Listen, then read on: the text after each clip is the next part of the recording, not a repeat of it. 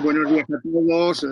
De nuevo, darles las gracias por la presencia, por haber estado aquí estos 3 días. Y con pena vemos cómo se acaba este ciclo de conferencias. Hay un micrófono que está abierto que me está entrando ruido. Digo, como con pena vemos cómo se acaba este ciclo de conferencias. Yo voy a tratar un tema que me lo propuso un compañero de departamento. Yo la verdad es que no era consciente de él como lo soy ahora, de la importancia, y yo creo que él tampoco. Curiosamente, cuando preparamos el curso y yo tenía pensado otra cosa y él me dice, ¿por qué no tratas lo del mundo de los viajes a China?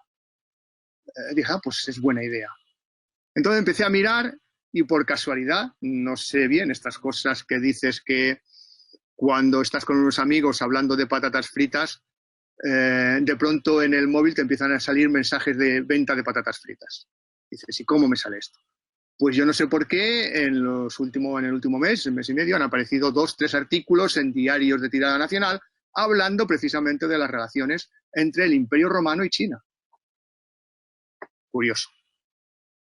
Es cierto, es un mundo alejado, es un mundo paralelo, como vamos a ver, pero más paralelo de lo que creemos.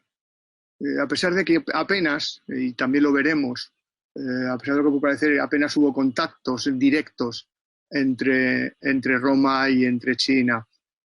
Sí sabemos lo suficiente, con numerosas lagunas, pero que podemos intuir otras cosas, sí sabemos que la historia de China y la historia de Roma van a discurrir paralelas durante al menos 4 siglos, si no 5.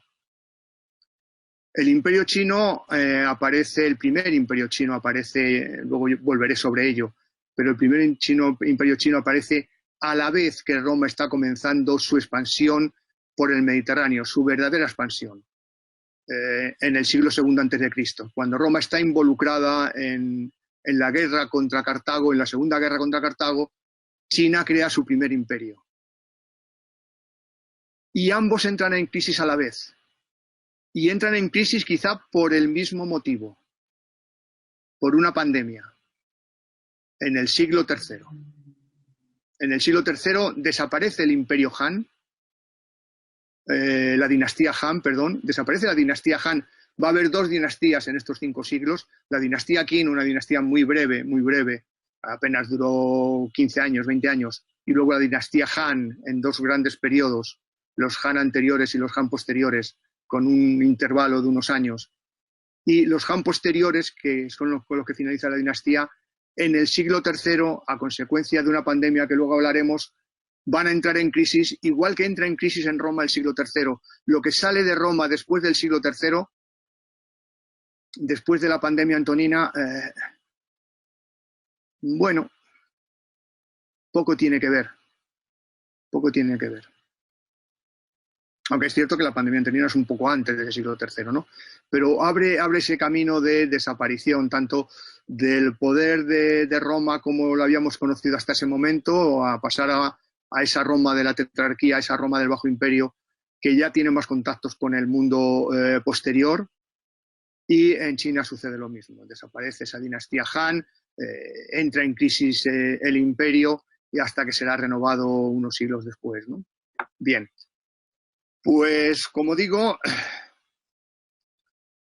cuando empezamos a hablar o cuando queremos hablar de la antigüedad en torno al cambio de era, en torno al siglo I, todos estamos acostumbrados, todos que somos mediterráneos o hemos estudiado el mundo antiguo desde el enfoque mediterráneo, pues pensamos que Roma era la dominadora del mundo.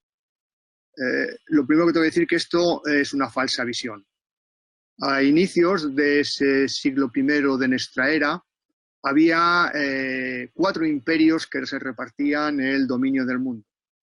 Por un lado estaba ese imperio Han, que dominaba toda la zona de Asia Oriental, el imperio de Kushán, que estaba situado al norte de la India, el imperio chino de los Han y, por supuesto, el imperio romano. Hay que añadir a estos el imperio parto, que me lo faltaba.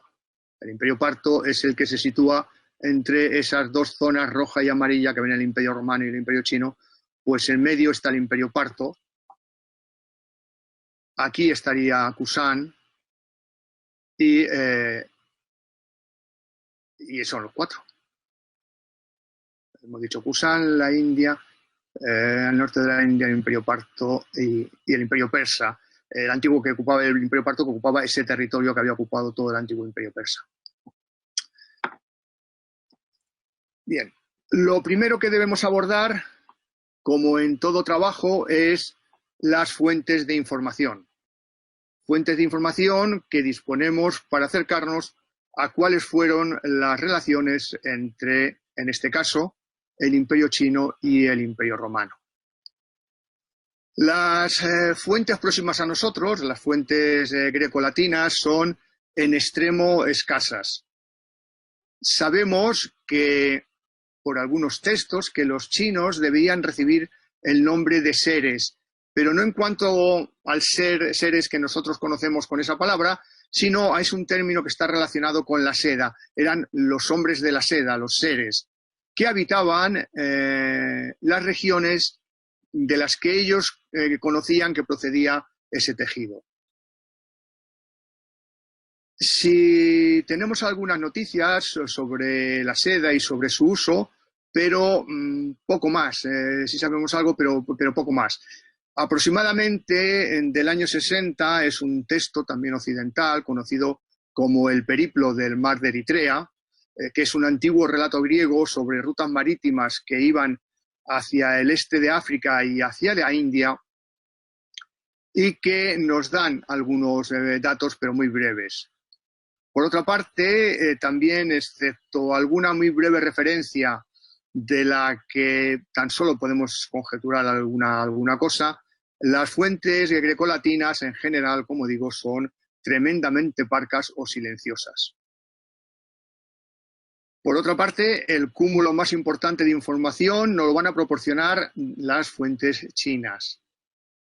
A pesar de que los chinos tenían un gran desconocimiento del Mediterráneo, pues en realidad nunca llegaron al borde de él, se quedaron siempre muy próximos al Mediterráneo, pero nunca entraron en el Mediterráneo. Toda su información va a proceder de esos relatos que sobre Roma o el Mediterráneo van a hacer viajeros ocasionales o las poblaciones con las que ellos habían entrado en contacto directo, como es el caso de los partos, con los que sí que tuvieron una relación bastante frecuente.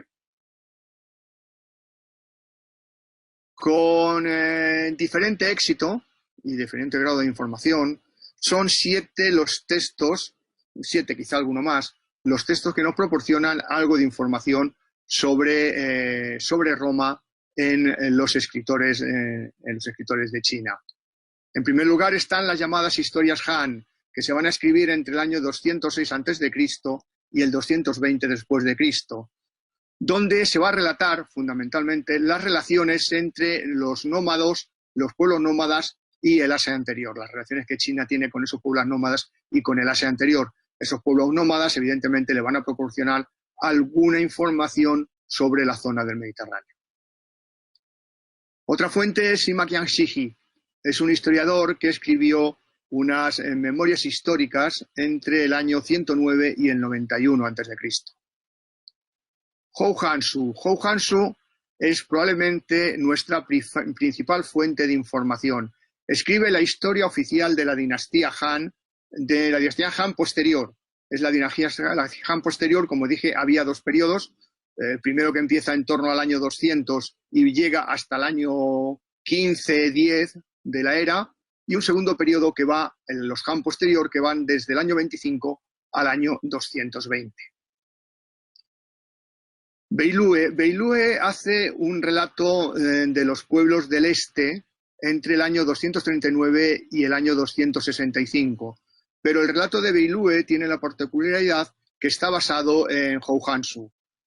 Como veis, pasa lo mismo que pasa con nuestros historiadores. Hay muchos de nuestros historiadores que se van a basar sus relatos historiadores greco-romanos, que se van a basar sus relatos en historiadores anteriores.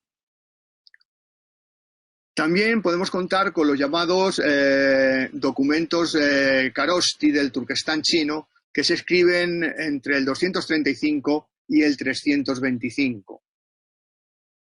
Hay una serie de cartas, conocidas como cartas de Sogdiana, que son de un periodo muy concreto de tiempo, del año 313-314. Y por último, reseñable, es el Faisán, un escrito hecho entre el 399 y el 414. Este Faisán en realidad es el relato de un monje chino en su viaje por Asia Central y por la India. Hay más obras en las que puede verse alguna breve información también. En el número de obras chinas que hemos visto puede verse, y romanas y latinas, grecolatinas, pues sobre todo en las grecolatinas, puede verse el escaso interés que los romanos sintieron por explorar las regiones del este. Tal vez porque ante ellos tenían una barrera que era hasta cierto punto infranqueable, y es la barrera que suponía el Imperio Parto. Esta falta de interés contrasta con la curiosidad china por avanzar hacia Occidente. Muy probablemente los chinos estaban impulsados por intereses comerciales y geopolíticos, buscando afianzar su dominio en Asia y eliminar, que para ellos van a suponer, las poblaciones nómadas como los Xiongnu, que van a aparecer constantemente en mi relato y que poblaban las estepas de Mongolia. Debemos preguntarnos cómo se establecieron esas primeras relaciones entre China y Occidente. China, en origen, durante muchos años o muchos siglos, estuvo formada por una serie de pequeños reinos que son unificados por Qin Shi Huang en el último tercio del siglo III a.C.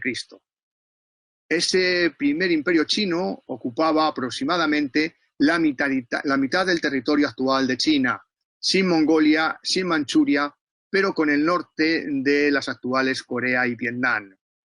Qin Shi Huang se encargó de crear una eficaz administración, unificó la escritura e impulsó sobre todo las leyes. Pero la consolidación y la prosperidad de China no va a proceder de Qin Shi Huang, sino que va a ser obra de los Han, la siguiente dinastía, que van a ocupar el trono, como ya os he dicho, entre el 202 y el 220 de nuestra era, 202 a.C. y 220 de nuestra era, con esa leve interrupción que hubo en el siglo I. Los Han van a tener dos capitales, primero Chang'an y luego Luoyang. Bajo su dominio es cuando se van a establecer esos primeros contactos más o menos periódicos con Occidente. La expansión, vaya por Dios, están entrando correos y lo veréis. La expansión china hacia Occidente en época de los Han fue consecuencia de las luchas que mantenían con esos nómadas Xiongnu. Se aliaron con otro pueblo, con los Yunche, a los que el empuje de los Xiongnu los había llevado a ocupar Sogdiana y Bactriana, que aún estaban en esa época en manos de los descendientes de Alejandro y que más tarde serían el origen de ese imperio Kushan. El discurrir histórico de Roma y de China, como os decía, tiene muchos puntos en común, pero como saben perfectamente, estaban separados por una considerable distancia. Ese es el motivo por el que Roma y China nunca llegaron a entrar en conflicto. En ningún momento sus respectivas áreas de influencia van a interferir unas en otras. Al contrario, van a necesitar de poblaciones intermediarias para entrar en contacto. Poblaciones intermediarias que en muchas ocasiones, como luego ya veremos, hicieron de muro de contención. Muro de contención buscado y que siempre que pudieron dificultaron o impidieron que Roma y China entraran en contacto directo, sobre todo porque económicamente salían muy beneficiadas. A pesar de las dificultades, los chinos poco a poco abrieron rutas por las que transcurrían sus productos más preciados y ocasionalmente algunas embajadas que llegaron a entrar en contacto sobre todo con los partos. La pregunta que podemos hacernos si aquellos embajadores que avanzaban hacia Occidente oyeron en algún momento hablar de Roma, o debemos esperar a una época algo posterior para que fueran conscientes de su existencia. Las relaciones entre Roma y China, por tanto, se vieron dificultadas por esas poblaciones pantalla que vamos a ver en varios momentos de esta charla. Uno de esos pueblos que van a servir de muro son los partos, ahí los tienen pintados en color rosáceo, que van a frenar esa expansión de Roma hacia Occidente, van a impedir el paso de Roma. Otro de los pueblos va a ser el Imperio Kushan que pueden ver en verde, que también se situaba entre el paso de China hacia Roma, hacia el Mediterráneo y hacia los partos. Al norte de la India se situaba este Imperio Kushan, ocupando parte de la zona del Caspio, Afganistán y Tayikistán. Por último, en la India, aunque no tan influyente, va a situarse la dinastía Savatana, que va a ocupar algunos de los estados actuales de la India. Como digo, sobre todos ellos volveremos más adelante. Hay muchos aspectos de ambos imperios que, si no paralelos, sí al menos indica que hubo una evolución semejante. Podemos preguntarnos hasta qué punto hubo contactos con China anteriores a la hegemonía de Roma en el Mediterráneo. Es cierto que ya existen algunas similitudes, aunque estas pueden ser fruto de la casualidad o de la necesidad. Así, por ejemplo, podemos ver algunas semejanzas entre ese arquero griego del templo de Afaya en Egina, una obra del siglo V a.C., y los arqueros de la tumba de Qin Shi Huang en Xi'an, de finales del siglo III a.C. Ambos están en la misma postura, arrodillados, y ambos llevan puestos una coraza, probablemente de escamas. En el arquero chino es claro que la llevaba. En el arquero griego, si no es una coraza de escamas, es algo parecido, coraza que les va a proteger. Ya con Roma en plena expansión sucede algo parecido y lo podemos encontrar en el establecimiento de las fronteras. En el año 221 a.C., Jingzhen unificó China y se autoproclamó emperador con el nombre de Qin Shi Huang, siendo así el primer emperador de China, como ya les decía. Además, fue el fundador de esa breve dinastía Qin y él fue quien retomó la tradición de proteger sus fronteras con una muralla. Estas murallas, en tamaño más reducido y corto, no muy extensas, habían sido construidas ya desde el siglo XVII a.C. Pero es en este momento cuando se van a añadir algunas decenas de kilómetros con muros de más de 10 metros de altura. Una de las preocupaciones van a ser las frecuentes incursiones de esas tribus Xiongnu que constantemente amenazaban sus fronteras. Este fue el motivo de que el emperador decidiera enviar a uno de sus generales, Mengtian, con la misión de expulsarles y construir, más allá del río Amarillo, una muralla que protegiera con relativamente eficacia el territorio de su reino. No conocemos si realmente la medida fue eficaz o no. Tan solo tenemos la referencia de dos breves pasajes de ese historiador chino de finales del siglo II, de un historiador chino de finales del siglo II, del que mencionábamos al principio, que es Sima Qianxi. El historiador dice: después de la dinastía Qin unificará el imperio. Perdón, después de que la dinastía Qin unificara el imperio, el general Mengtian fue enviado al norte con 300.000 hombres para repeler a las tribus bárbaras. Conquistó Henan y construyó una muralla sirviéndose de la topografía de la zona. Construyó fortalezas en los desfiladeros. La muralla partía de Lintao y llegaba hasta Liaodong, con una extensión de más de 10.000 li. El li era una medida china que con el tiempo va a variar, como sucede con todas las medidas antiguas, una medida de longitud, con el tiempo va a variar, y oscilaba entre los 500 y los 400, 350 metros. En época de la dinastía Han, concretamente, los científicos especialistas en historia china dicen que equivalía a 415 metros. Concluye Sima Qianxian, Sima Qianxiji concluye en que el río Amarillo llegaba, atravesaba la muralla, atravesaba el río Amarillo y llegaba hasta Yangshan. Este mismo historiador, en otro texto, señala que las fuerzas no eran de 300.000 hombres, sino de 100.000.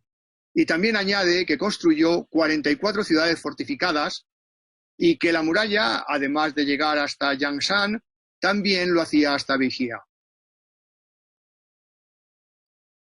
Con el tiempo, esta muralla fue ampliándose con las sucesivas dinastías hasta alcanzar más de 6.000 kilómetros de longitud. Roma igualmente se vio en la necesidad de asegurar sus fronteras, aunque fue mucho más tarde. Y para ello los romanos crearon el término limes, pero que, a diferencia de Roma, no lo hizo con la construcción de una muralla que rodeara la mayor parte de su imperio. Roma aprovechó los ríos, las cadenas montañosas, los desiertos y ocasionalmente construyó muros en Britania, como el que pueden ver ahí. Pero se trató de unos muros que no alcanzaron, desde luego, las dimensiones de los construidos por los chinos. En Roma nunca se habló de un único limes, sino que fueron numerosos: el limes de Britania, el de Germania, el del Danubio, el de Capadocia, el de Mesopotamia, el de Armenia o el de Arabia. Tanto chinos como romanos incluyeron elementos de defensa que aumentaban la protección de estos limes y muralla, como es el caso de torres defensivas que bien iban incrustados en la muralla o bien situadas de trecho en trecho a lo largo del camino.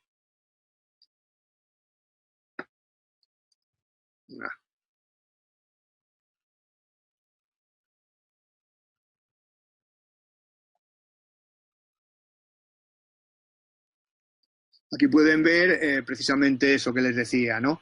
El sistema constructivo, una torre de defensa del Limex, los lugares en el que en el Limex sí tiene murallas, los podemos ver aquí, y los lugares del Limes, o sea, las murallas que conocemos estaban aquí, pero esto era el Limes a lo largo del curso fluvial, en la zona del desierto, todas estas partes rojas son zonas que conocemos en los que sí que estaba situado ese limes. Y en el caso de la muralla china, pues aquí la podemos ver en la zona norte del reino, el recorrido y una típica muralla de defensa, una típica torre de defensa de la muralla.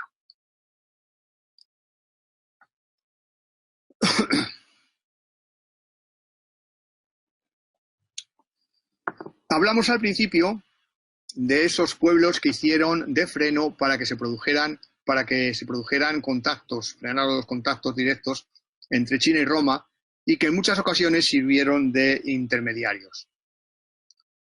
Por lo que se refiere al área de influencia romana, el principal de estos pueblos indudablemente van a ser los partos. Partos que nunca llegaron a ser dominados completamente. Luego veremos un episodio con ellos que va a tener una importancia grande en nuestro relato.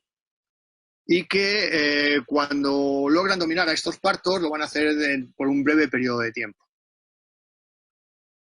Estos partos, como digo, van a estar en el inicio y en la justificación de una teoría muy discutida sobre las primeras relaciones entre China y Roma. Una teoría que el que esté interesado puede ver un extenso documental que está en YouTube, que es Una ciudad romana en China o algo parecido, se llama así.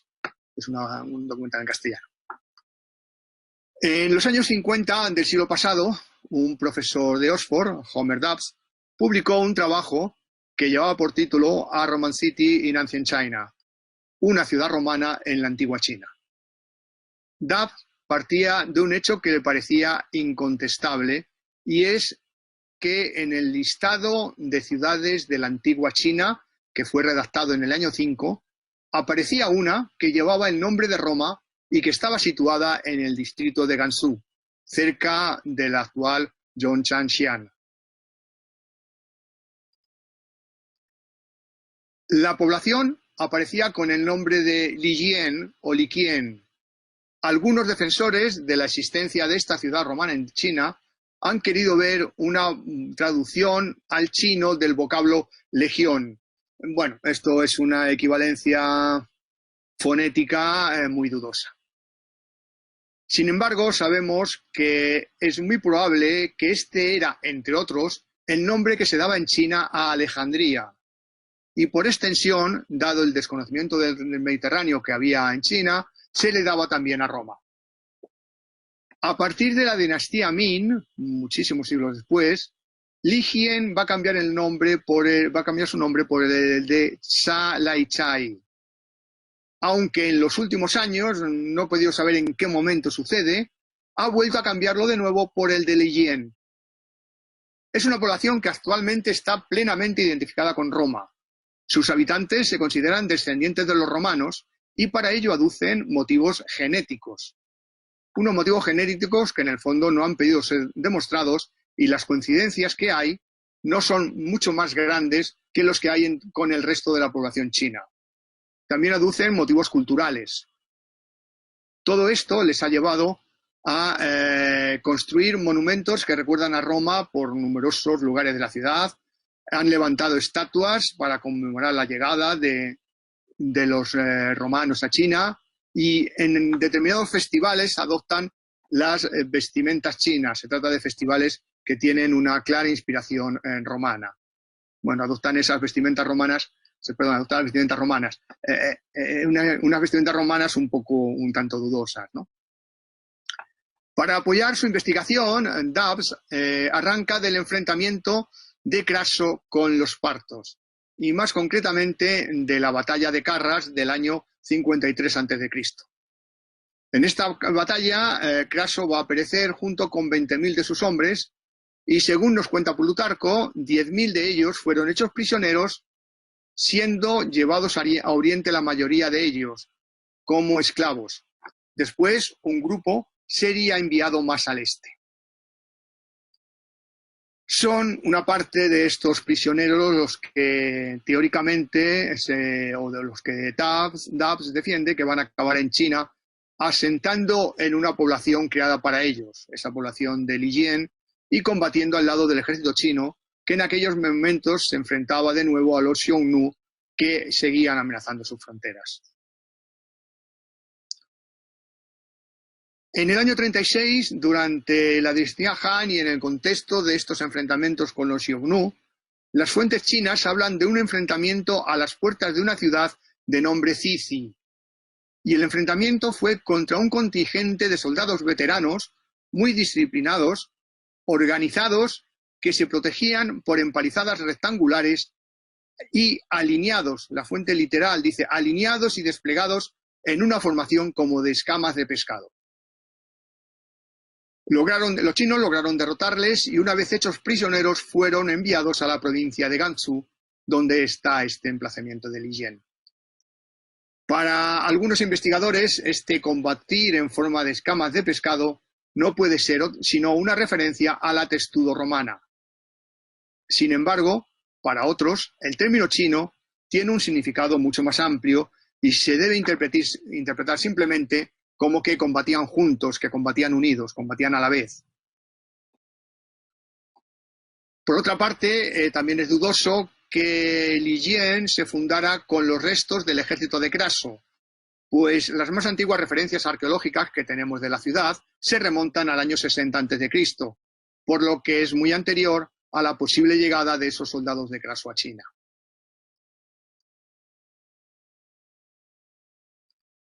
Está claro cuáles fueron los primeros contactos entre las poblaciones del Mediterráneo y China. Digo que no está claro cuáles fueron esos primeros contactos, ni qué intensidad van a tener. No se puede negar que embajadas chinas llegaron hasta las proximidades del Mediterráneo, aunque nunca llegaran a entrar en contacto con él, al menos no tenemos datos de que lo hicieran, ni que hubo incursiones de gentes griegas o romanas hacia Oriente. Recordemos esa expedición de Alejandro Magno que alcanzaron las cercanías de China o que incluso algunos de ellos traspasaron las fronteras de esa nación. Por lo que respecta a Roma, sí tenemos noticias relativamente seguras de que será en el año 166, bajo el reinado de Marco Aurelio, cuando una misión romana llegue a la corte imperial china. Pero sobre eso vamos a volver más adelante. Ahora vamos a ver qué sabemos de esos primeros contactos entre China y Roma. Indudablemente, las relaciones entre China y Occidente están condicionadas por la apertura de la llamada Ruta de la Seda que unía el Extremo Oriente con Occidente. Pero también con otro hecho de trascendental importancia, que es la expansión del imperio de Alejandro Magno, que en su expedición llega hasta el valle de Fergana, en la actual región china de Xinjiang, fundando en el Tayikistán la más lejana de sus Alejandrías, la Alejandría Escate, actual Susán, donde los griegos permanecieron durante casi 3 siglos y desarrollaron esos primeros contactos con China.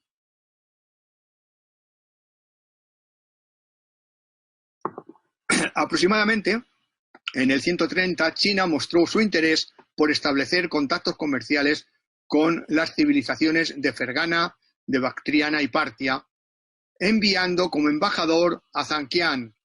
Su interés nos lo transmite un texto del historiador chino Hou Hansu. El Hijo del Cielo, al escuchar todo esto, razonó: Dayuan, Daxia y Anxi son grandes estados, repletos de cosas raras. Sus poblaciones viven en casas firmes y se ocupan de actividades de alguna manera idénticas a las del pueblo chino, pero sus ejércitos son débiles y tienen en gran consideración los productos de China.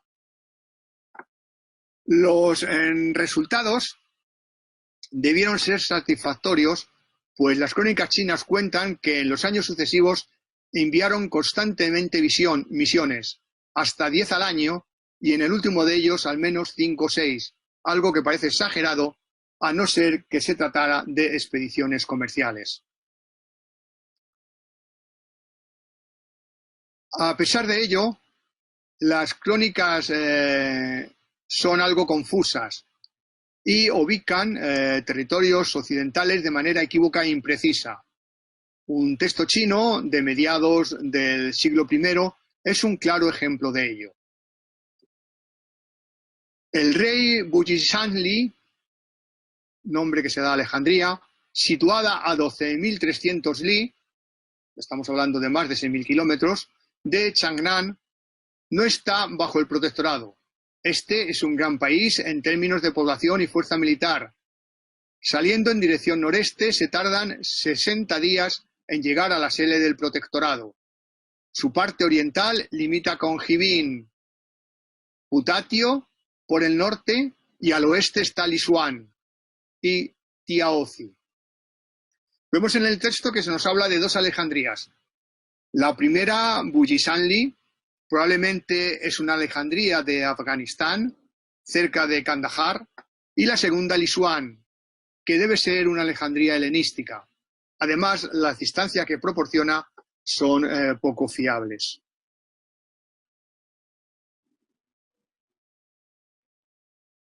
En el cambio de era, China está cada vez más interesada por Roma. Li Yan comienza a ser conocida también como Daqin, lo que indica un notable cambio en la concepción que los chinos tenían de Roma. La situación de Daqin la pueden ver, este es un mapa chino, la pueden ver aquí. Ahí pone Daqin.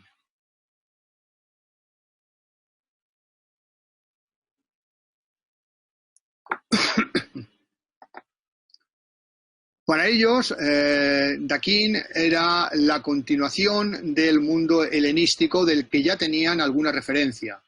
Era un imperio en todo semejante al imperio Han Y además, en esta época, Alejandría se va a convertir en uno de los centros más importantes del comercio con Oriente. Hay que esperar a la época Flavia para tener noticias de las siguientes embajadas chinas, cuando, en el contexto de una campaña de nuevo contra los Xiongnu, Ban Chao llega con un ejército de 70.000 hombres hasta el mar Caspio.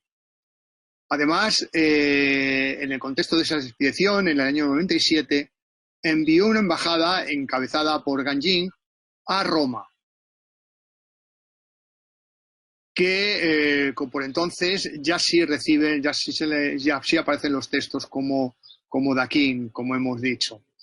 A pesar de las dificultades, Gan Jin logró doblar el Golfo Pérsico, pero en esa labor de zapa que hacían sobre todo los partos, era constantemente desanimado por los mineros partos, que le decían que el mar era muy peligroso y que necesitaría meses de navegación para llegar a Daquín. Nos cuenta el relato que luego deja el embajador, que le decían que las olas del mar son poderosas y muy grandes, y con el viento a favor, algunos consiguen llegar consiguen realizar la travesía en tan solo 3 meses. Otros han tardado 2 años, de manera que es mucho mejor embarcar víveres para 3 años. Además, permanecer en alta mar incita a los hombres a la melancolía, a pensar en su país y desear volver. Muchos también han muerto. Poco a poco, Gan Jin fue perdiendo el interés y cuando llega a las proximidades del Mar Rojo, decide regresar, llevando con él las noticias que había recibido sobre la ubicación de Roma, la extensión de su imperio y el sistema político. Noticias que nos transmite Hou Hansu. Nos dice el historiador que su territorio ocupa varios millares de li y está compuesto por cerca de 400 ciudades fortificadas. Ha sometido a muchas decenas de pequeños estados. Los muros de sus ciudades son de piedra. Han edificado una red de estaciones de posta. Hay pinos y cipreses. Por lo que respecta al rey, no es una figura permanente, sino que es elegido entre los hombres más dignos. La gente es alta y de facciones regulares. Se asemejan a los chinos y por ello esta tierra es llamada Daquín, la Gran Qin. El suelo proporciona gran cantidad de oro, plata y raras joyas, incluida una joya que resplandece de noche. Tienen tejidos con inserciones de oro para formar tapices y damascos multicolores, y fabrican vestidos pintados de oro y uno resistente al fuego. Finalmente señala que todos los objetos maravillosos que envían otros estados acaban llegando a Roma. Cuando Gan Jin entregó sus informes a Ban Chao, este consideró que Daquín no era un peligro para los deseos expansionistas de China en Asia y decidió que no era necesario enviar más embajadas a Roma. La expedición de Ban Chao además dio otros frutos beneficiosos para China, pues llegó a un acuerdo con los partos para establecer puestos de vigilancia a una prudente distancia de la frontera. Los chinos estaban ya más cerca, pero ambas civilizaciones tampoco entraron en contacto directo cuando Trajano conquistó Ctesifonte, capital de los partos, en el año 116. Durante los años siguientes, las fuentes chinas hablan de contactos comerciales con zonas que pudieron haber pertenecido a la periferia del Imperio Romano. Estas fuentes hablan de Menchitoule, un estado que envió una embajada y tributos. Algunos estudiosos han querido ver en este nombre una forma fónica de Macedonia, pero también estos contactos pudieron ser a través de un comerciante macedonio, Maes Titanus, que según Ptolomeo envió agentes al lejano oriente que llegaron hasta Taskurgan, donde... ¿Me salta aquí una diapositiva?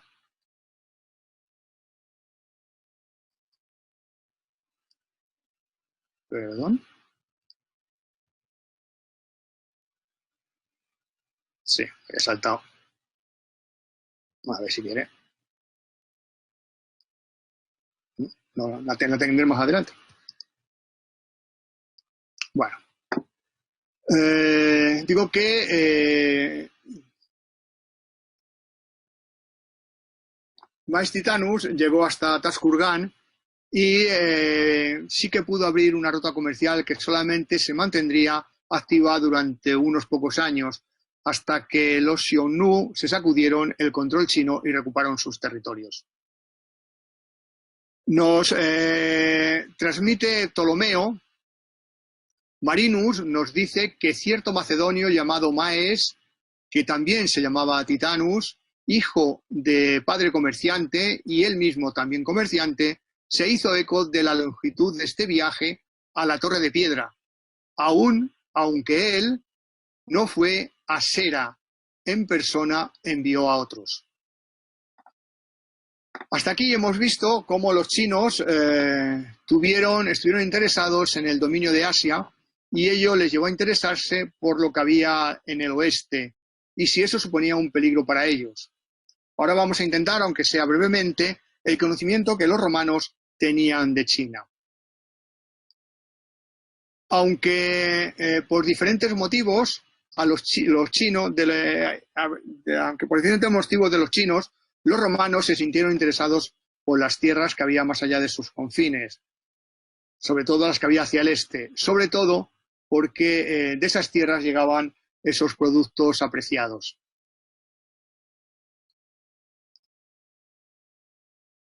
Sabían que hacia Oriente había una tierra enormemente importante que recibió el nombre de Sinae o Tina, en la que reinaba una poderosa dinastía y que tenía un poder semejante al de Roma. Desde esa lejana tierra regularmente llegaban productos que en ocasiones eran bien acogidos por los romanos y otras no tanto, como veremos. Ya vimos que los primeros avances de las poblaciones del Mediterráneo hacia Oriente fueron realizados por Alejandro Magno, aunque nunca se estableció una línea de comunicación directa ni unas relaciones políticas o comerciales. Y también hemos visto que probablemente fue ese macedonio Maestitanus, ya mencionado, quien en el siglo II abrió una línea comercial con China, con la China Han, pero que duró muy poco tiempo. Por último, también sabemos que lo que conocemos de la ruta de la seda, aunque se venía utilizando antes, será realmente a partir del siglo I cuando tome verdadera carta de naturaleza con el envío de constantes caravanas por parte de los chinos. Los romanos estaban dispuestos a explorar Oriente, pero contaban con esa dificultad que es el desconocimiento del territorio, el desconocimiento geográfico, y en Augusto pensaban que Asia terminaba en el Ganges y a partir de ahí giraba hacia el noroeste para unirse con las estepas euroasiáticas ocupadas por los escitas. En el mundo conocido por ellos no había sitio para ubicar China. El extremo de su mundo estaba ocupado por los Tarim, que ellos identificaron con el pueblo de la seda. En aquel periplo grecorromano que mencionamos al principio, escrito entre los siglos I y III, ese periplo del mar de Eritrea, se hace una breve referencia a la región. Podemos leer en él: después de esta región, en el extremo norte, el mar acaba en una tierra llamada Tis, donde hay una gran ciudad interior llamada Tinae, desde la cual la seda cruda, el hilo de seda y la tela de seda, la cual es llevada a pie a través de Bactria y de Barigiza, y también las portan de Amarica y de Mirique, por el río Ganges. Pero la tierra de Tis no es de fácil acceso. Rara vez y solo pocos hombres vienen de allí. El país se encuentra bajo la Osa Menor y se dice que limita con la parte más lejana del Ponto y el mar Caspio, al lado del cual se encuentra el lago Maeotis. Todo ello desemboca en el mar Océano. A pesar de que el periplo se equivoca en la ubicación de China, no lo hace en su importancia. Más allá de los motivos comerciales, también hubo por parte de Roma intereses militares en el conocimiento de las tierras que se extendían hacia Oriente. Y aprovechando lo que se sabía de las rutas comerciales y que iban comerciantes por ella, y que se podía bajar además con relativa facilidad hacia el oeste, van a convertir a estos comerciantes en agentes informadores que en ocasiones también llevaban misivas para los gobernantes de las regiones que visitaban. Germánico los usó para ponerse en contacto con los soberanos de Partia y de Armenia, Capadocia y Comágene, y conocemos el nombre de uno de sus agentes, Alexandros, por una inscripción de Palmira que por desgracia no he conseguido localizar. En ocasiones, estos agentes tenían la misión de conseguir algunos productos, como los enviados de Nerón al Báltico en busca de ámbar y de Aureliano interesados en los colmillos de elefante. Tenían previsto enviar agentes a la India en busca de más colmillos, decía Aureliano.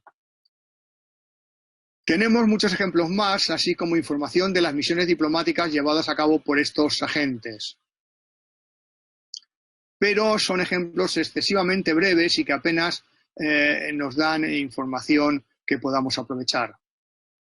Aunque, como hemos ya visto, que la conquista de Ctesifonte por Trajano fue el momento en el que Roma y China estuvieron más cerca de entrar en contacto directo, lo cierto es que hubo que esperar a ese 166 para tener noticias de la primera visita de Roma a China.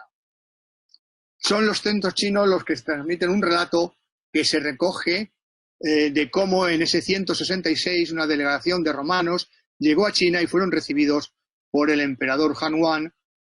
Esta visita es conocida como la Embajada de Antún, en referencia al gobernante romano que la envió.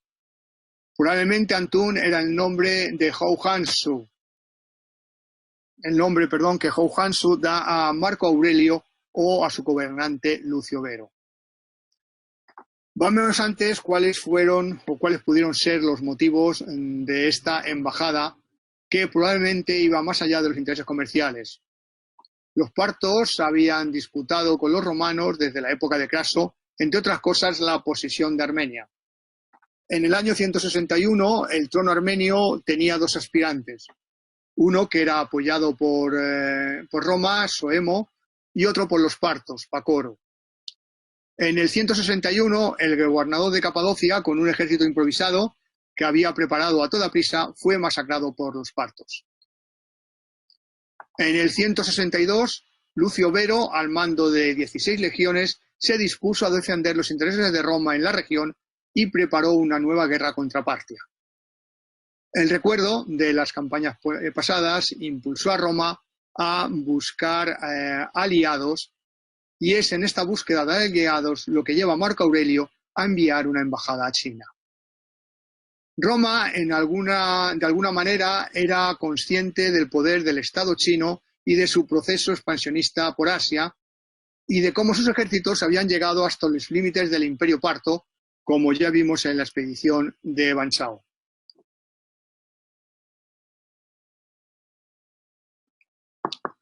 Sabemos ciertamente que la China Han tenía un poderoso ejército con seguridad técnicamente muy superior al romano. De tamaño era menor, no superaba los 40.000 soldados permanentes, pero mientras que la infantería romana luchaba con jabalinas y espadas cortas, la china utilizaba alabardas. Para el lanzamiento de dardos se utilizaban ballestas muy sofisticadas, capaces de hacer disparos múltiples, y los dardos llevaban punta de acero, capaces de atravesar cualquier material. Las alabardas que utilizaba la infantería también eran de acero y acababan en punta de lanza, y la infantería estaba apoyada por importantes fuerzas de caballería perfectamente armadas y equipadas, muy entrenadas para el combate, y que también eran apoyadas por jinetes aliados de las estepas, de los que conocemos su habilidad a la hora de cabalgar. Además, este ejército tenía acceso a un importante arsenal de reserva que es descrito por documentos antiguos de la región de Dinghuan, En ellos se habla de más de 23 millones de artículos militares, entre los que cabe destacar 500.000 ballestas y 10 millones de dardos para ellas. Tal vez esta noticia sea algo exagerada, como suele ser habitual en todas las fuentes antiguas cuando hablan de los ejércitos, de las batallas o de los muertos en batalla. Pero nos da una idea del poder del ejército chino. Ahí tenemos en la diapositiva la reproducción de un mecanismo de las ballestas, del mecanismo de disparo de unas ballestas, la reconstrucción de una ballesta y una parte de lo que pudo ser el ejército chino en esa tumba de Xi'an, esos guerreros de Xi'an, del primer emperador de China. La utilización de ese acero del que estábamos hablando va a producir sin duda un armamento de superior calidad, y los chinos, entre otros muchos productos, van a proporcionar acero a los partos. Acero que los partos se emplean para verificar armas en general y puntas de flecha en particular. Plutarco dice que esas puntas de flecha eran como misiles que podían atravesar cualquier material. Por otra parte, los talleres romanos, aunque también conocían el acero, no estaban familiarizados con las técnicas de su fabricación ni de su utilización. No es probable que los conocimientos que Roma tenía de China fueran tan lejos como para conocer sus capacidades militares, pues no iban mucho más allá de los informes que les proporcionaban esos comerciantes que recorrían el territorio de vez en cuando y que tenían contactos con el Asia Central. La embajada a China, la embajada enviada por Roma a China, partió en un barco mercante y pasó el invierno, sabemos que pasó el invierno en un puerto de la India, para luego bordear la península malaya y llegar a Vietnam en el verano del 166. Finalmente arribaron a un puerto avanzado en China, llegaron a Rinan, desde donde, fuertemente vigilados, fueron enviados al interior hasta la capital de la dinastía Han, que en aquel momento era Luoyang. Sorprende que las vías de comunicación chinas eran el doble de anchas que las romanas, y muchas de ellas con un carril central que debía estar libre y que solamente era ocupado por los viajeros oficiales. Ello era para que esos viajes fueran más rápidos y cómodos. Había establos estatales y estaciones a intervalos regulares que proporcionaban a los agentes del gobierno caballos y descanso. Recordemos que desde el año 70 los chinos habían entrado a intentar en contacto con Nankín, pero los partos se habían encargado de bloquear todos esos posibles contactos. Como hemos ya mencionado, toda la información que tenemos, incluida la de este viaje, procede de Hou Hansu. Cuando la embajada llegó a Luoyang, fueron recibidos por la corte y por el emperador Juan, que les hizo preguntas sobre Roma y sobre sus dirigentes. Los embajadores hablaron de sus intentos de contactar con sus homólogos chinos y que estos intentos siempre habían sido impedidos por los partos que querían hacerse con el control de la ruta de la seda. Sin embargo, no tenemos noticias de que hablaran de lo que probablemente realmente les había llevado allí, que era una alianza con China para enfrentarse a los partos, ni de que mencionaran esas intenciones de Roma de invadir Partia. Los embajadores romanos no cumplieron con la habitual costumbre de ofrecer a su anfitrión costosos regalos. Los chinos esperaban joyas de coral o tejidos romanos, pero simplemente recibieron algunos objetos de poco valor que habían sido cogidos del barco y que fueron llevados del barco que les había llevado hasta Rinan. Dice Hou Hansu que ofrecieron colmillos de elefante, cuerno de rinoceronte y concha de tortuga. Esto defraudó a la corte imperial china, cuyos funcionarios no encontraban explicación a que los representantes de un país que, según las noticias que tenían, eran enormemente próspero, hubiera entregado unos regalos diplomáticos tan poco adecuados. A pesar de ello, por su parte, el emperador Juan correspondió a los romanos de forma generosa y les entregó valiosos regalos para, a continuación, ordenar que fueran escoltados de nuevo de regreso a Rinan, donde les esperaba el barco de regreso. Tras pasar el verano del 168 en la India, llegaron a Egipto a finales de ese mismo año. Los chinos esperaban que una nueva embajada romana regresara, pero esto no sucedió nunca. Además, los comerciantes romanos también dejaron de buscar el establecimiento de relaciones comerciales directas con China. La actuación de la embajada, como decíamos, despertó muchos recelos en China y se extendió la creencia de que esos relatos que señalaban a Daquín como un poderoso y rico estado equivalente al chino eran muy exagerados. Muchos siglos después, analizando de nuevo los hechos, hay quien ha sugerido que la embajada romana, de existir, no fue enviada por los estamentos oficiales de Roma, sino que estuvo compuesta por unos comerciantes que probablemente ni siquiera eran romanos, aunque se hicieron pasar por ello. Eso es difícilmente aceptable. La corte imperial china tenía estrictos controles para evitar que este tipo de cosas pudiera suceder, y el hecho de que Hou Hansu se haga eco de la embajada indica que los diplomáticos eran auténticos. Lo que los chinos no sabían, cuando se sorprendieron por la calidad de los regalos romanos y la falta de nuevos contactos, es que Roma estaba entrando en una profunda crisis en todos los ámbitos y que los acontecimientos internos impidieron que los romanos se repitieran y fueran más allá. También hay que tener en cuenta un hecho destacable, y es que los constantes viajes favorecieron que determinadas enfermedades e infecciones se propagaran con rapidez y facilidad.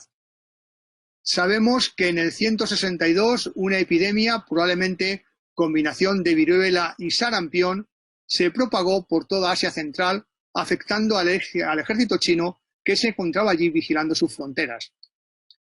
El ejército chino llegó a perder un tercio de sus efectivos, lo que fue aprovechado por las poblaciones nómadas para sacudirse el yugo al que habían sido sometidos por la dinastía Han. Las fuentes dicen, los caminos fueron atacados y las comunicaciones se interrumpieron. Hubo una enfermedad generalizada en el ejército, y 3 o 4 de cada 10 hombres murieron. Esto es un relato de Hou Hansu. La enfermedad o una variante de ella llegó a territorio romano 3 años después, en el 165, y es conocida como la pandemia antonina. Esta, desde la frontera del Éufrates, se extendió por las grandes ciudades del imperio, incluido en Roma, y fue introducida por los soldados que regresaban de las campañas de Oriente. Ammiano Marcelino hace referencia a ella y dice que era virulenta e incurable. El brote epidémico duró más de 10 años y algunas ciudades llegaron a perder más del 70% de su población. Aquí hay una inscripción, Estecil 3, 2880, una inscripción que en su día estudió el profesor Montero, que es una inscripción que se repite tal como está, evitando la última línea, en numerosas partes del imperio. Creo recordar que hay al menos 10, si no 15 copias de esta misma inscripción. Y es una inscripción por la que se pide a los dioses, dis de Abusque, se pide a los dioses que de alguna manera intervengan y frenen, evidentemente, esa pandemia. Por último, vamos a entrar a ver cómo fueron los intercambios comerciales y cuáles eran los productos que llegaban desde China, así como lo hacían. En el siglo I de nuestra era se va a abrir una ruta de comunicación que a lo largo de la historia fue cambiando y se dividió en varias, y que en época relativamente reciente es cuando ha recibido el nombre por el que todos la conocemos, de Ruta de la Seda, Sichou Silu. Básicamente, desde China los productos principalmente llegaban por 2 caminos: el camino terrestre a través de Asia y el marítimo cruzando el mar de Eritrea y el Golfo Pérsico. La ruta terrestre discurría por miles de kilómetros y tenía que enfrentarse a numerosos obstáculos geográficos y no pocos cambios políticos que la afectaban. En la mayoría de las ocasiones no eran los mismos mercaderes los que realizaban todo el viaje. Era frecuente que un grupo de mercaderes solamente realizara una parte de ese viaje. Llegaban a una determinada ciudad, pagaban los impuestos que debían pagar al llegar a ella y vendían la mercancía a otros mercaderes que se encargaban de realizar la siguiente etapa del viaje. Ello provocaba que el precio de las mercancías, como podemos imaginar, subiera cada vez más según iban avanzando en el viaje. Y además, como era un viaje muy largo, las mercancías que se transportaban no iban a ser mercancía común, sino que se transportaban sobre todo bienes raros o bienes preciosos. Pues como digo, los bienes comunes eran poco rentables para este tipo de viajes. El animal más utilizado va a ser el camello, que podía cargar hasta 195 kilos. Una mula puede cargar más, pero el camello tiene la ventaja de que es más resistente a los terrenos que tenían que atravesar, excepto en algún caso, como veremos. La ausencia de carreteras imposibilitaba el uso de carros, aunque sí existían rutas perfectamente conocidas, como el Camino Real Persa, que iba desde Susa a Esmirna, uniéndose en su recorrido con otras rutas hacia la India o hacia el interior de Asia Central. La principal ruta de la seda por el oeste atravesaba la cuenca de Tarim por Kashgar, que era muy accesible para caravanas de camellos. Luego cruzaba Fergana a través de un territorio plano con suficiente agua y forraje para a continuación penetrar en Persia, Siria y llegar al Mediterráneo. Cuando se encontraba con algún paso de montaña, los camellos, esta era una de las ocasiones en que los camellos no eran útiles y aquí debían ser sustituidos por mulas, yak o por portadores humanos, lo que sucedía en el sur de Bactria y en el norte de la India. Pero más que de una ruta de la seda, podemos hablar de rutas de la seda, que aunque de modo confuso, están descritos tanto en las historias Han como en el Beilúe. Veamos, aunque solo sean mencionándolas y sin entrar en los detalles de su recorrido, cuáles eran estas rutas. La primera era una ruta sur entre Duruhan y Sanjan. La segunda era la ruta central o ruta media que iba desde Yumen, pasando por Lulan, para unirse a la ruta que procedía de Turfán, muy ancha y con abundante agua, que era una de las más utilizadas. Existe una llamada ruta nueva, solo mencionada en el Beilúe, que partía de Yumenwan hasta el oasis de Turfán y desde allí hacia el oeste para unirse a la ruta central. Luego la ruta nueva del norte, paralela a la ruta central al norte de las montañas Bogsan. Finalmente existían una serie de pequeñas rutas norte-sur que atravesaban esa cuenca del Tarim. Los chinos se sintieron interesados por numerosos productos que procedían de Dakin. De ahí, como vimos, esa desilusión en la corte de Luyan por los regalos que entregó la embajada de Antún. Aunque las fuentes chinas no lo reflejan abiertamente, sí dejan entrever que esa desilusión fue grande, pues recordemos que para los chinos de la dinastía Han, Dakin era un país rico que tenía una cultura propia y producían muchas maravillas, como un magnífico cristal, hermosos tejidos de lana, que eran muy codiciados por las élites chinas, objetos de coral bellamente tallados, joyas de metales preciosos, oro y plata, y manufacturas de gran belleza. Por ello se sintieron muy defraudados con esos regalos de los embajadores. El Beilúe nos proporciona una larga lista de los objetos que producía Dakin. Aparte de los ya mencionados, hablan de hierro, plomo, estaño, gallos de pelea, osos negros, vacas grandes, nácar, plumas de martín pescador, perlas blancas, jades, romero, mirra, incienso y hasta 63 productos más y numerosas plantas aromáticas. Pero el más apreciado de todos, sin duda, era la lana, probablemente por su calidez.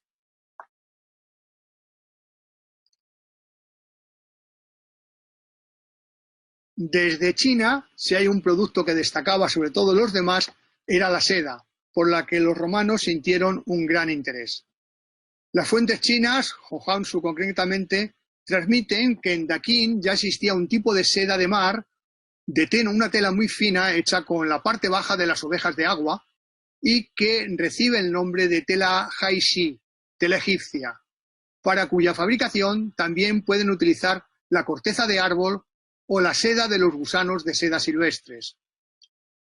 Otra interpretación que se da a esta seda de agua es la de que podría tratarse de un tejido que se fabricaba principalmente en el sur de Italia a partir de las excrescencias en forma de hilo de algunas conchas marinas. Para la mayoría, esa oveja de agua es una ficción de Hou Hansu, y la seda de mar bien podría ser la Coa vestis, esa tela de cos que se fabricaba en la isla griega del mismo nombre a partir de los capullos del gusano de seda sirio, conocido como bombice, información que nos transmite Plinio. Una cuarta especie, para añadir a las precedentes, es el bombice. Se desarrolla en Asiria y es el más grande de los insectos anteriores. El bombice también tiene otro origen. De un gusano de seda grande sale una oruga que tiene dos cuernos extendidos hacia adelante propios de su especie. Esos insectos hacen una tela semejante a la de las arañas, produciendo un tejido de lujo utilizado para hacer vestidos de mujer. El arte de devanar los capullos para tejerlos, de nuevo, fue ideado por primera vez por una mujer de la isla de Kos, Panfila, hija de Platea, que tiene la gloria de haber encontrado el sistema de desnudar a las mujeres vistiéndolas. Esas mismas fuentes también señalan que era habitual que la seda china, que llegaba a Roma, fuera destejida para obtener sus hilos y con ellos hacer de nuevo tejido damasquinado, mucho más fino, con el que comerciaban con los partos.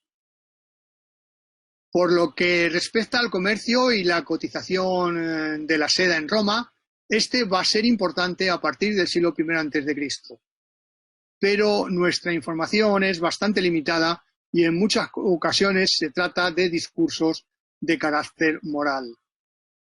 Los autores grecolatinos, cuando hablan de la seda china, desconocen si se trata de una fibra vegetal o animal, o es una mezcla de ambas. Se sabe además que el tejido ya acabado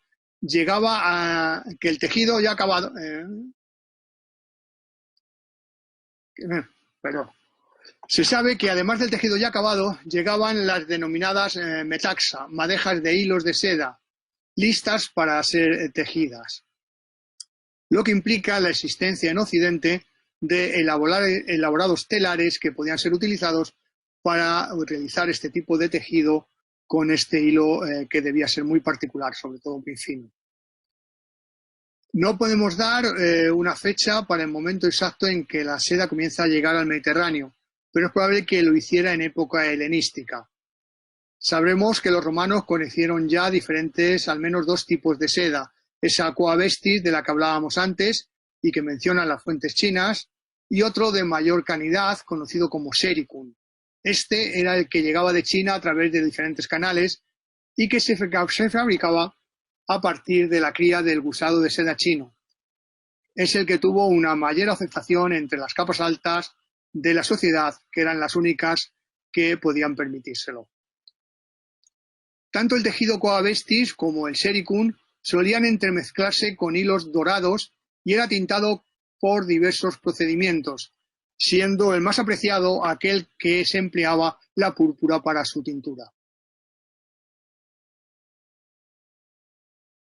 Sin duda, eran productos escasos y no demasiado bien conocidos, por lo que pudieron ser frecuentes las falsificaciones a partir de otros tejidos, como el lino o un tejido de algodón haciéndole que fuera muy brillante. Hubo constantes intentos de replicar en Occidente la fabricación del sericum. La primera referencia es la de Procopio en el siglo VI, que narra el interés de Justiniano por tener acceso directo a la seda, que hasta ese momento estaba controlado a través de los territorios persa. Se intentó llegar a un acuerdo con las poblaciones de que no fueran los partos los que hicieran de intermediarias y con los etíopes, pero estas conversaciones no fueron demasiado fructíferas y el resultado tampoco fue bueno. Al final, la mejor opción era conseguir que los gusanos de seda fueran introducidos en Occidente.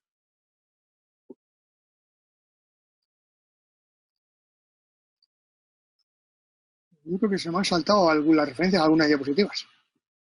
Llegaron unos monjes de la India y cuando se enteraron del empeño que tenía Justiniano en que los romanos no compraran la seda a los persas, se presentaron ante el emperador y se comprometieron a arreglar las cosas de modo que los romanos no tuvieran que adquirir esa mercancía de los persas, que eran sus enemigos, ni de otro pueblo cualquiera. En efecto, habían vivido muchos años en un país más allá, más arriba de multitud de los pueblos de la India, país llamado Serinda, y allí habían aprendido de qué modo se podía criar la seda en la tierra de los romanos. Era imposible transportar hasta acá los gusanos, pero sí que era fácil y factible transportar su prole, pues cada uno de ellos ponía un sinfín de huevos, y que estos huevos, bien cubiertos de estiércol, se les podía devolver la vida al calentarlos con un tiempo suficiente. Así, volviendo de nuevo a Serinda, transportaron los huevos a Bizancio, y tras conseguir que se transformaran en gusanos, los alimentaron con hojas de morera y lograron que en adelante la seda se criara en tierra de los romanos. Desde su llegada, como ya hemos mencionado, la seda fue un objeto de lujo al que muy pocos podían acceder y por sus altos precios, pero lo mismo sucedía con las esmeraldas, con la perla o con los diamantes. Plinio el Viejo se hace eco, al igual que el poeta Marcial, y dice que la seda es una de las cosas más caras que un ser querido puede desear.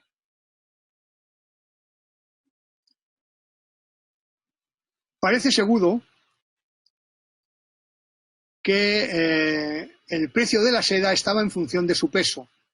Por eso no hay duda de que un producto de estas características debió darse y ser objeto de picaresca y de manipulación precisamente en el peso. Y siempre, como es lógico, en beneficio del vendedor. En este sentido, va una ley del año 406, de época de Teodosio, por la que se prohibía la venta de la venta de seda que no había sido lavada previamente y que es recogida por el Código Teodosianus. Ordenamos que de aquí en adelante los suministros de seda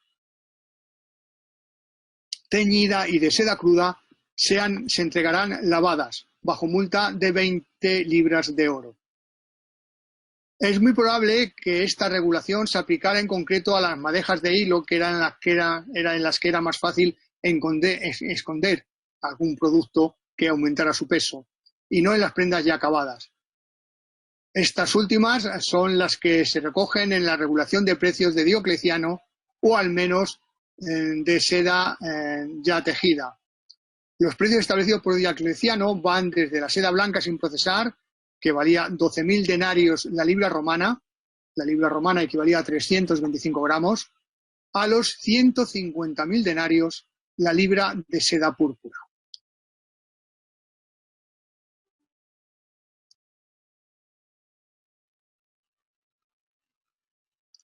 El comercio de la seda corría a cargo de los sericari, y estos llegaban a ganar grandísimas sumas de dinero. Conocemos los nombres de muchos de ellos como Siricopollos, de Alejandría, Heliodoros de Nápoles, Timele de Marcelae de Roma o Aulo Plutio de una inscripción del Louvre. Es una inscripción muy interesante que pueden ver su tradición ahí, en la que recoge cómo este comerciante va a donar, a su muerte va a donar una cantidad importante de dinero a los diferentes estamentos de la ciudad, y cómo también pide que el día de las calendas de octubre, el día 4 ante calendas de octubre, organice la ciudad con los réditos que van a dar una donación de 10.000 sestercios, con los intereses que dan ese dinero, organice en la ciudad un banquete en honor de su hija, una hija que probablemente en aquel tiempo era ya difunto, y que si la ciudad no se comprometía o no quería realizar este banquete, fuera dado ese dinero, esos 10.000 sestercios, fueran entregados a Tusculum. Ahí pueden leer el texto si no lo han leído, el texto de la inscripción que es larga.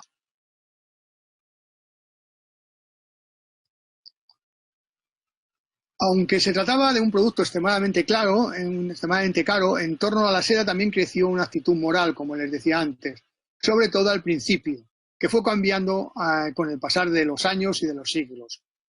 Cuando comienza a utilizar, la seda fue utilizada exclusivamente por las mujeres. Sus vivos colores, su ligereza y su transparencia hizo que los romanos vieran en ella un tejido deshonesto que solamente debía ser utilizada por las mujeres de mala fama o por las prostitutas. Para algunos autores, esta, como ya vimos antes, era la manera de desnudar a la mujer vistiéndola, pues usar un vestido de seda es como si fueran desnuda, dadas que podían apreciarse con claridad todas las formas de su cuerpo, algo que una matrona romana, acostumbrada a utilizar gruesos y pesados ropajes de lana, no podía permitirse. La seda no solo se usó para hacer vestidos. Sabemos que César, durante su eternidad, cuando organizó los espectáculos públicos en honor de su padre, decidió cambiar los tradicionales toldos que protegían todos estos espectáculos durante el día por otros fabricados con seda. A principios del siglo I, la importación y uso de la seda comenzaba a ser un problema no solo por motivos morales, sino también por motivos económicos, pues provocaba una importante salida de reservas de oro, y el moralista Séneca apunta: puedo ver los vestidos de seda. Sí, los materiales no ocultan el cuerpo ni siquiera la propia decencia. Desdichadas bandas de criadas trabajan para que las adúlteras puedan ser visibles a través de sus delgados vestidos, para que su marido no tenga mayor conocimiento que cualquier forastero o extranjero sobre el cuerpo de su mujer. Ante la popularidad que estaba adquiriendo la seda, las capas altas de la sociedad, el Senado concretamente, decidió prohibir que fuera usada por los hombres para hacer sus vestidos o confeccionar sus vestidos. Sin embargo, Calígula I y luego Nerón no hicieron caso de las recomendaciones y en general fue extendiéndose a la vestimenta habitual de todos los emperadores. Como digo, los esfuerzos de las autoridades fueron vanos en buscar y limitar el uso de la seda. Todo fue inútil y esta continuó afluyendo a los mercados romanos. Con el paso del tiempo, la visión de la seda, que se tenía de la seda como tejido deshonesto, fue cambiando, y lo hace sobre todo a partir del triunfo del cristianismo, cuando va a cambiar de una manera de modo más radical.